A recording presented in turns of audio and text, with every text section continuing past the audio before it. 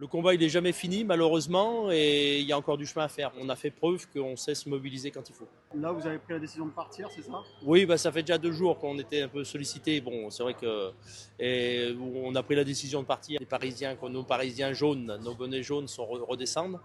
Donc on va refaire le point avec eux. Alors on a l'histoire du Mercantour qui va être signée, ça on en est sûr. Mais bon, j'espère que la victoire qu'on aura, c'est qu'on a eu la promesse de M. Macron qui était contre. Là, après, c'est pas une victoire, ça ne changera pas le problème de nos agriculteurs. Hein, il y aura toujours des agriculteurs qui vont disparaître, les exploitations vont disparaître demain après-demain, mais voilà, on espère qu'on sera entendu. Qu'est-ce que vous retenez, juste une dernière question, de ces journées de mobilisation et de ces nuits aussi ici? L'ambiance qu'il y a eu due aux Lyonnais et puis autres même, puisqu'on a des gens qui sont venus nous voir tous les soirs de très loin. On avait presque 60 personnes tous les soirs.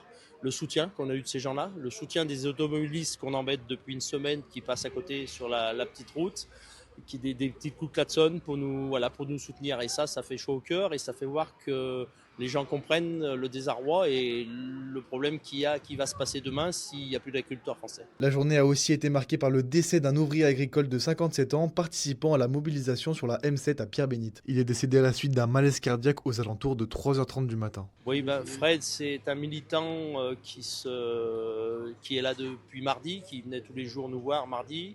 Et voilà, donc il est mort hier soir, cette nuit, d'une crise cardiaque. Là, on a reçu sa famille ce matin, ils sont venus nous voir, donc ils voulaient on a fait un petit hommage ici ce matin avec eux.